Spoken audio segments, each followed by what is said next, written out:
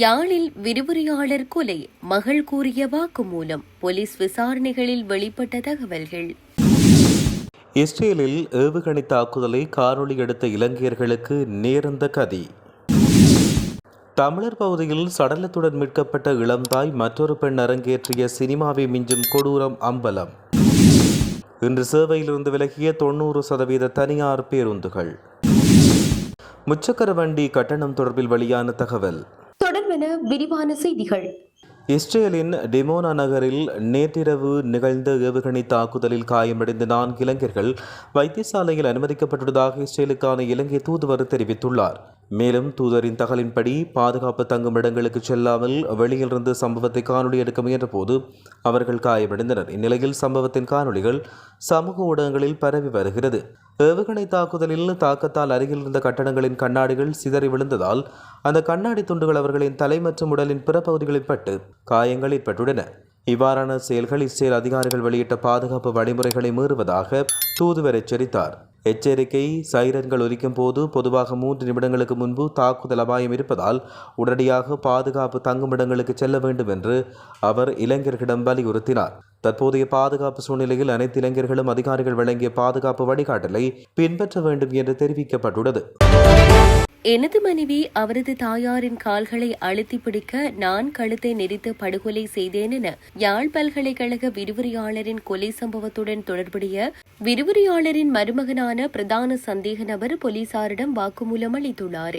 யாழ்ப்பாண பல்கலைக்கழக சித்த மருத்துவப்பீட மூத்த விரிவுரையாளரான வைத்தியர் தயாளினி திலீபன் என்பவர் படுகொலை செய்யப்பட்ட நிலையில் நேற்றைய தினம் சனிக்கிழமை தனங்கிழப்பு பகுதியில் உள்ள பற்றை காடொன்றிலிருந்து சடலமாக மீட்கப்பட்டுள்ளார். குறித்த சம்பவம் தொடர்பில் போலீசார் மேற்கொண்ட விசாரணைகளில் தெரிவதாவது, கொலையின் பிரதான சந்தேக நபரான அரியாலை பகுதியைச் சேர்ந்த திவாகர் எனும் இளைஞன் விரிவுரையாளரின் மகளான சுவித்தியா என்பவரை காதலித்து வந்த நிலையில் கடந்த வருடம் இருவரும் வீட்டை விட்டு வெளியேறி பதிவு திருமணம் செய்துள்ளனர். பதிவு திருமணம் செய்து சுமார் 3 மாத காலம் வாழ்ந்த நிலையில் சுவித்தியா கணவருடன் வாழ முடியாது கொடுமைகளுக்கு தான் உள்ளாவதாக கூறி தாய் வீட்டிற்கு திரும்பியுள்ளார். அதனை அடுத்து ஓரிரு மாதங்களில் தனக்கு விவாகரத்து கோரி யாழ் மாவட்ட நீதிமன்றில் தாயாரின் அறிவுறுத்தலில் பிரபல மூத்த சட்டத்தரணி ஊடாக வழக்கு தொடர்ந்துள்ளார். குறித்த வழக்கு விசாரணைகள் நீதிமன்றில் நடைபெற்று வந்த வேளை பெண்ணின் கணவன் நீதிமன்ற வழக்கு விசாரணைகளுக்கு சமூகம் அளிக்காது இருந்துள்ளார். 2 தவணைகளுக்கு மேல் சமூகம் அளிக்காத நிலையில் வழக்கினை ஒரு முக வழக்கத்திற்கு எடுக்குமாறு சட்டத்தரணி மன்றில் விண்ணப்பம் செய்த நிலையில் வழக்கு அடுத்த தவணைக்கு திகதியிடப்பட்டது. வழக்கு தவணைக்கு தான் செல்லாததும் வழக்கு ஒருமுக விளக்கத்திற்கு சென்று தமக்கு விவாகரத்து கிடைத்துவிடும் என அறிந்த கணவனான திவாகர் கடந்த 17ஆம் திகதி பாண்டியன் தாழ்வு பகுதியில் உள்ள தனது மனைவியின் வீட்டிற்கு நள்ளிரவு வேளை மோட்டார் சைக்கிளில் சென்று மோட்டார் சைக்கிளை வீட்டின் வெளியே நிறுத்திய பின்னர் வீட்டின் ஓட்டை கழற்றி கயிற்று மூலம் மனைவியின் அறைக்குள் இறங்கியுள்ளார். அங்கு நித்திரையாக இருந்த மனைவியை எழுப்பி தனது செயற்பாடுகளுக்கு மன்னிப்பு கோரி சமாதானமாக மீண்டும் இருவரும் சேர்ந்து வாழ்வோம் என கூறியுள்ளார். அதற்கு மனைவி தாம் இருவரும் சேர்ந்து வாழ அம்மா அனுமதிக்க மாட்டார் என கூறியதை அடுத்து அவர் உயிருடன் இருந்தால் தானே அனுமதிக்க மாட்டார், அவரை கொலை செய்வோம் என கூறி தாயாரின் அறைக்குள் சென்றுள்ளனர். அங்கு தூக்கத்திலிருந்த தாயின் கால்களை மகள் அழுத்தி பிடிக்க மகளின் கணவன் கழுத்தை நெரித்து படுகொலை செய்துள்ளார். உயிரிழந்த தாயின் சடலத்தை படுக்கை விரிப்பினால் சுற்றி கட்டி தாயின் காரின் பின்பகுதியில் சடலத்தை மறைத்து வைத்த பின்னர் கணவன் மனைவியான இருவரும் வீட்டை விட்டு வெளியேறி கணவனின் மோட்டார் சைக்கிளில் கணவனின் வீட்டிற்கு சென்று அங்கு மோட்டார் சைக்கிளை நிறுத்திவிட்டு வாடகை வாகனம் ஒன்றினை வாடகைக்கு அமர்த்தி மீண்டும் தனது வீட்டிற்கு கணவனுடன் வந்துள்ளார்.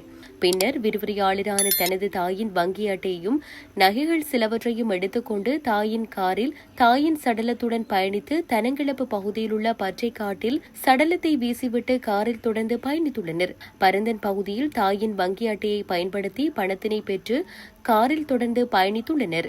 பின்னர் திருகோணமலை பகுதியில் உள்ள எரிபொருள் நிரப்பு நிலையம் ஒன்றில் காருக்கு QR பயன்படுத்தி எரிபொருள் நிரப்பியுள்ளனர். அதனைத் தொடர்ந்து தாயின் ஒரு ஜோடி காப்பை அடமானம் வைத்து பணம் பெற்றுள்ளனர்.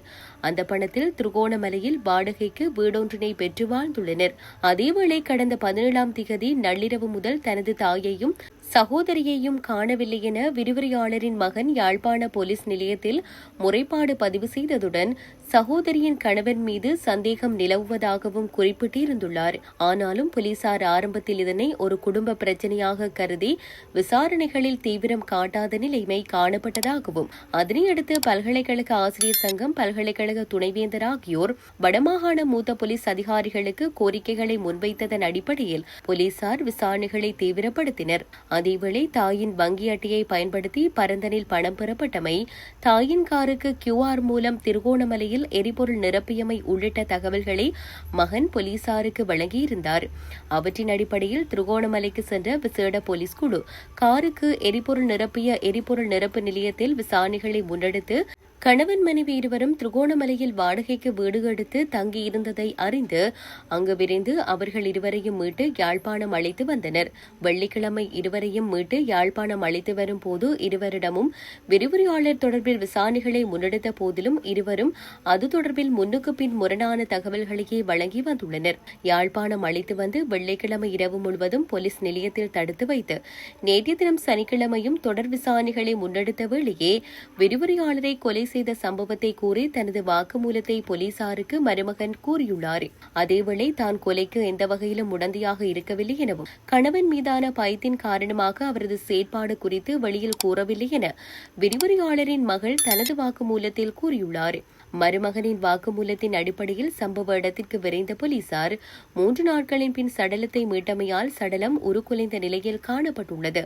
சடலத்தை மீட்ட போலீசார் உடற்கூற்று பரிசோதனைக்காக யாழ் போதனா வைத்தியசாலைக்கு சடலத்தை அனுப்பி வைத்தனர். போதனா வைத்தியசாலையில் மேற்கொள்ளப்பட்ட உடற்கூற்று பரிசோதனையில் உடலில் காயங்கள் எதுவும் இன்றிய நிலையில் கழுத்து நெரிக்கப்பட்டு கொலை செய்யப்பட்டமை கண்டுபிடிக்கப்பட்டது.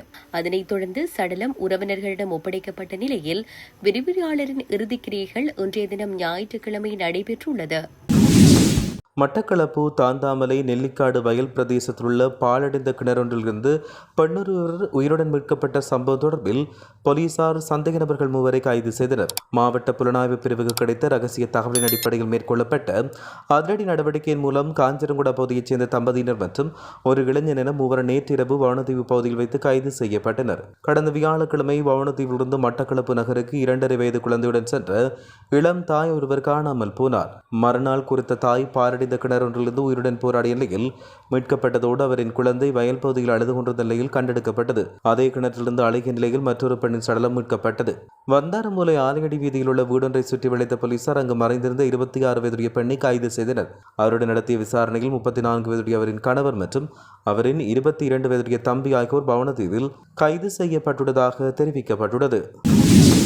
நாட்டின் தனியார் பேருந்துகளில் இன்று சுமார் 90% சேவையிலிருந்து விலகியுள்ளதாக தனியார் பேருந்து உரிமையாளர் சங்கம் தெரிவித்துள்ளது. வரலாற்றில் முன்னெப்போதும் இல்லாத வகையில் நேற்று அதிக அளவில் இவ்வாறாக எரிபொருள் விலை அதிகரிக்கப்பட்டுள்ளதாக அந்த சங்கத்தின் தலைவர் கெமன விஜயரத்ன தெரிவித்தார். இதன் காரணமாக இன்று பேருந்துகளை இயக்காதிருக்க பேருந்து உரிமையாளர்கள் தீர்மானித்துள்ளதாக அவர் குறிப்பிட்டார். புதிய பேருந்து கட்டண திருத்தம் மேற்கொள்ளப்பட்ட பின்னர் பேருந்து சேவைகளை மீண்டும் முன்னெடுக்க எதிர்பார்ப்பதாக கெமனு விஜயரத்ன தெரிவித்தார். சமீபத்திய டீசல் விலை உயர்வை தொடர்ந்து பேருந்து கட்டணம் குறைந்தபட்சம் 15% உயரும் என எதிர்பார்க்கப்படுவதாக இலங்கை தனியார் பேருந்து உரிமையாளர் சங்கம் தெரிவித்துள்ளது. குறைந்தபட்ச பேருந்து கட்டணம் திருத்தி அமைக்கப்படும் என்றும் குறைந்தபட்ச மற்றும் நெடுந்தூர பயணங்களுக்கான புதிய கட்டணங்கள் என்று அறிவிக்கப்படும் என்றும் அந்த சங்கத்தின் தலைவர் கூறியிருந்தார். அரசாங்கம் பெட்ரோல் விலையை உயர்த்தி இருப்பதானது முதல் கிலோமீட்டருக்கு வசூலிக்கப்படும் முச்சக்கர வண்டி கட்டணத்தை 20% உயர்த்துமாறு முச்சக்கர வண்டி சங்கங்கள் அரசாங்கத்திடம் கோரிக்கை விடுத்துள்ளன. தேசிய முச்சக்கர வண்டி மற்றும் தொழிலதிபர் சங்கத்தின் பொதுச் செயலாளர் ரோஹண பெரேரா இன்று காலை இடம்பெற்ற ஊடக சந்திப்பில் இவ்வாறு தெரிவித்தார். அதன்போது மேலும் தெரிவிக்கையில், இன்று முதல் எரிபொருள் விலைகள் மீண்டும் திருத்தப்பட்டுள்ளன. இந்த விலை உயர்வு எங்கள் சேவைக்கு ஒரு பெரிய பிரச்சனையாக இருக்கிறது. எங்கள் சேவையை வழங்க எங்களிடம் போதுமான எரிபொருள் இல்லை. ஆனால் அரசாங்கம் விலையை உயர்த்தியுள்ளது. இது மரத்திலிருந்து விழுந்த மனிதனை காலை முட்டியது போலென்றும். முதல் கிலோமீட்டருக்கு முச்சக்கர வண்டி கட்டணத்தை 20 உயர்த்த நாங்கள் முன்மொழிகிறோம். மீட்டர்களை பயன்படுத்தும் மோட்டார்கள் மட்டும் இது குறித்து நடவடிக்கை எடுக்க முடியும் என்று தெரிவிக்கப்பட்டுள்ளது.